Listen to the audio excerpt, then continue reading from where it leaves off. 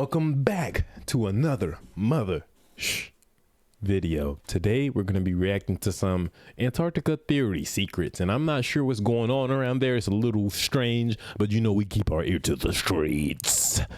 Another day with the best community in the community. Don't forget to like, comment, and subscribe, and let's just get right into it. Everybody say hey to YouTube. YouTube, you are so cute and so fine shit, and you're the best ever. Wait. No, I have to close this out actually before we start, just so I can't hear that personally. Now, 80s music. Now let's get into the music. Now everyone say hey to YouTube. Now it should be good.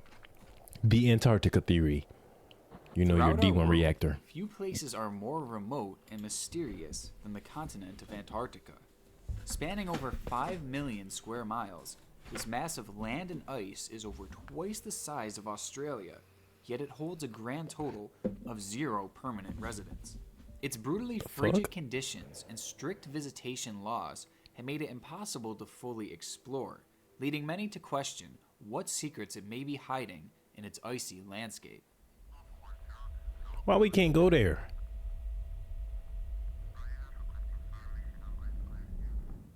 What the fuck? The invasion? In the mid to late 1950s, the United States was heavily invested in nuclear technology, and specifically nuclear weapons. In the midst of the Cold War, it was imperative for the country to gain superior knowledge on the subject than the Russians. Because of this, the United States was constantly building and experimenting on all things nuclear. Over the course of the Cold War, over 1,000 nuclear devices were fired as part of U.S. government experiments, with few being as controversial as the experiments conducted in Operation Argus. The main goal of Argus was to test the effects that nuclear weapons had in colder, high-altitude regions. Why though? With these experiments, an estimated 3 nuclear missiles were fired in the vicinity of Antarctica. However, the results of this experiment were never finalized, and the whereabouts of the location in which the missiles hit is still very much a mystery. The fuck? Following this test, the task force in charge of the program was quickly dissolved, and the majority of the documents associated with the project were destroyed. Why Included though? in these documents was also the film reel that would have shown actual footage of the tests. What the So fuck? this alone is pretty sketchy. The destruction of evidence, the hiding of evidence as to what happened there, is something that definitely raises some red flags. But it's also something that's not too surprising for that time period. Man, they always hiding some shit. It ain't no matter what the time period. They hiding shit now. The Epstein files. They're always hiding some shit. But where this whole situation gets very strange is when you take a look at a previous mission that took place in Antarctica that has confused the public to this day. In 1946, the United States Navy sent troops to Antarctica to supposedly set up a military base and to train them for cold weather conditions as part of Operation High Jump. Now this wasn't a small convoy or anything like that. All in all, 4,700 troops were sent up to the frigid landscape in December of that year. The operation lasted just barely a few months as the weather conditions supposedly got too severe. Which, I mean, I'm not sure what they were expecting there, if we're being honest. I mean, it's Antarctica. That's what it's Antarctica. It was reported that 4 men lost their lives in the short expedition. However, some believe that the number is actually much higher than that, and that in their time up there, the United States Navy was attacked. It is theorized that upon the trip through the harsh landscape of Antarctica, the brigade was attacked by unknown crafts, which forced them to retreat out of the area. The attack was highlighted. Well, excuse the fuck out of me. Who attacked them? And a now leaked Soviet report where KGB agents had gained knowledge from U.S. soldiers present at the site of the attack. The U.S. soldiers claimed that while they were being attacked by these hostile forces, they reportedly opened fire on the crafts, ultimately shooting one down into the water below. However, the advanced technology of these crafts proved way too much for the fleet to handle, and they were forced to retreat after losing several... Imagine being the one alien that got shot down. You asked. I ain't gonna lie. You asked if all these aliens is too much for the humans and you the one alien ship that got shot down. You suck, nigga. They probably laughing at you. Aircraft. You suck, alien. You trash. After the fleet returned back to the United States, one of the leaders of the expedition, to lock Admiral in. Byrd, began discussing with the media that the United States should set up defense bases in the polar regions, and that flying crafts from the area posed a serious threat to the United States. After these shocking and controversial statements, Byrd was thrown into a mental institution The fuck? and never heard from again. Piecing together the alleged attack He's still in on there? Operation High Jump with the subsequent bombing of the region with Operation Argus, the whole situation leaves a dark theory. Some believe that Operation High Jump was actually an invasion of Antarctica in order to fight off some mysterious force. I mean, why else would they send that many soldiers there? Like, do you really need 5,000 men to set up a research base? And maybe when this operation failed, and when the United States Navy realized that they were no match for this You see, you heard about Tom? They fucking shot his aircraft down. He's fucking sucks. You heard about Tom? They fucking shot him down. He's so trash. How do you even get shot by the humans? weaponry.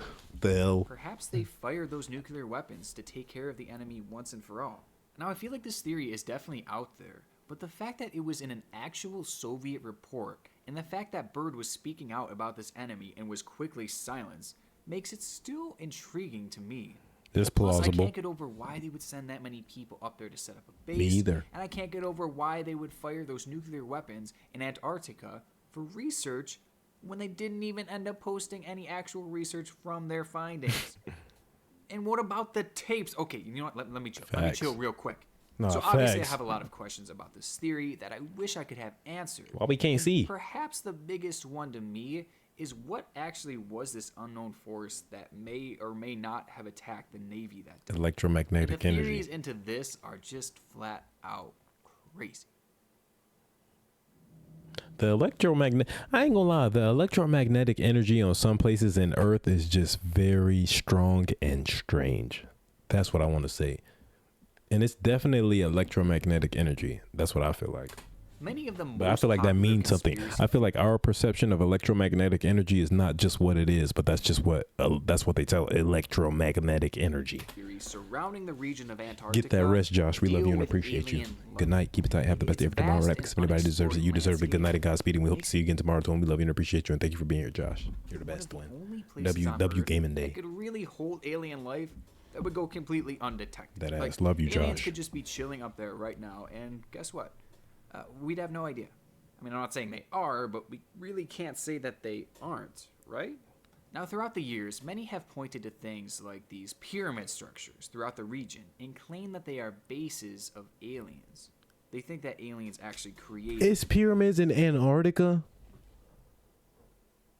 these things. And Whoa. further structures have also been spotted on things like Google Earth that seem to look like man-made or alien-made. That don't look man-made. That look like a rib cage. And due to our inability to explore these regions and confirm or deny whether these are structures or not, it causes our imagination to kind of run wild with what could have made them and what could be living in there.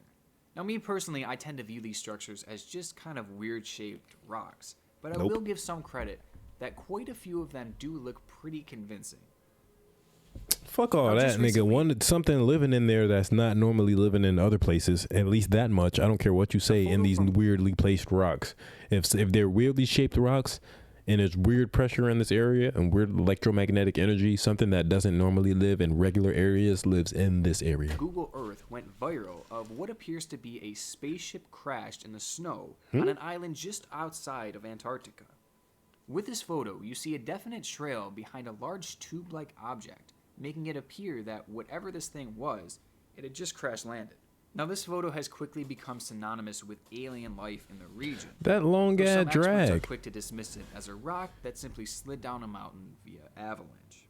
It's a really interesting rock, photo though? that has many who believe that aliens are truly out there excited. That's not a And rock. there's no shortage of other photos like this that supposedly show crashed UFOs in the snowy Arctic. Or Many believe that these there's no crafts other photos that show a rock like that either, nigga. are the work of alien life forms thriving in this desolate region. These people also tend to believe that these aliens were also responsible for the attack on the US Navy. It's a frightening concept, thinking that hostile alien life forms may be living in Antarctica, and the idea that they have attacked before may also mean that they may attack again. Fuck them With no niggas. defense bases anywhere in the region, nothing would be stopping them from attacking, let's say, a research team of ours in the area. But to me, the idea of aliens being responsible for these mysterious crafts is not even close to being the most interesting theory. Wait, what? What the hell else you got under your sleeve? He's an alien. I knew it. Nazi alien. What? Bro, okay, this shit goes crazy.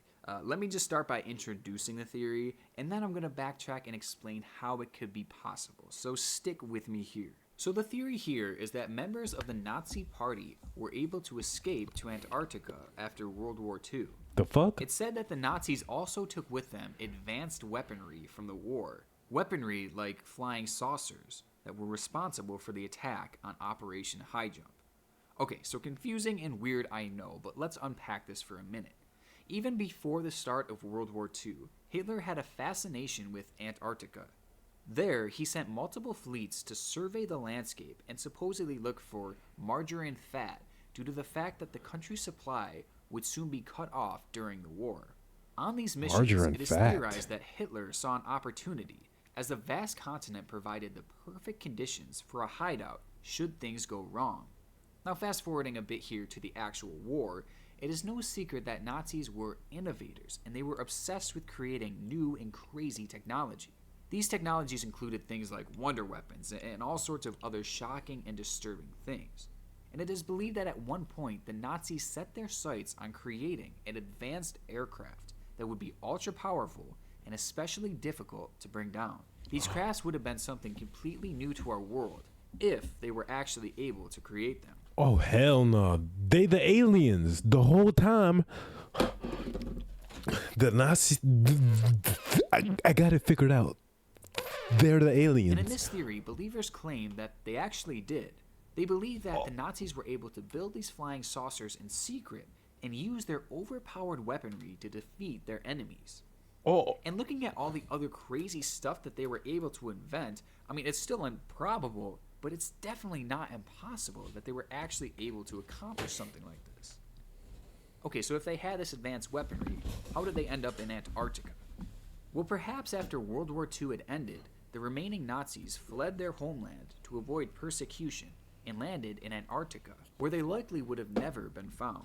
And the idea of Nazi soldiers and officials escaping Germany after World War II is something that is definitely not outlandish. So many of them have been reported Thanks for the follow, dead, bitch. I mean, thanks for the follow, twin. We love you and appreciate you. What you ate today? Bodies were actually ever discovered from the high-ranking Nazi officials, which that's a whole conspiracy theory of its own. Wait, what? Many of Wait, what? them have been reported dead, and yet very few bodies were actually ever discovered from the high-ranking Nazi officials. No, it's not. Which that's a whole conspiracy theory of its own, whether these people are still alive or not. But if they are, maybe they fled to Antarctica. And maybe they took their advanced aircrafts with them to A, escape undetected, and to B, keep their technology a secret to possibly use at a later date.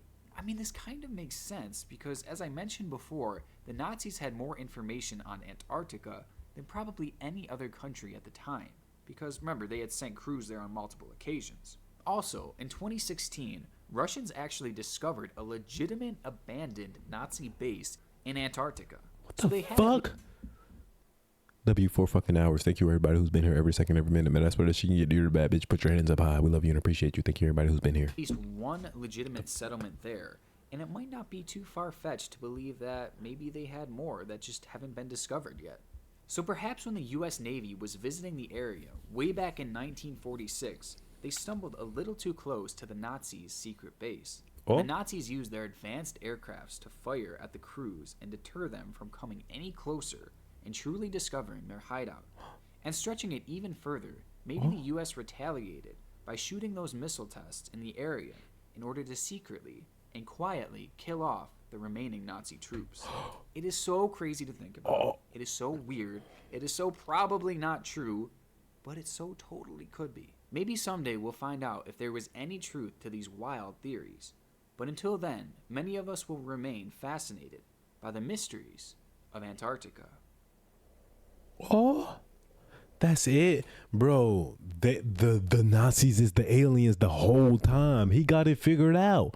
I didn't know. I didn't have no idea they been the aliens the whole time. You smart man, twin. Thank you and appreciate you for this information. I'm never going to go there. WV YouTube video. We love you and appreciate you. You're so cute, YouTube. Never going there. What the hell? They the Nazis? I didn't know that.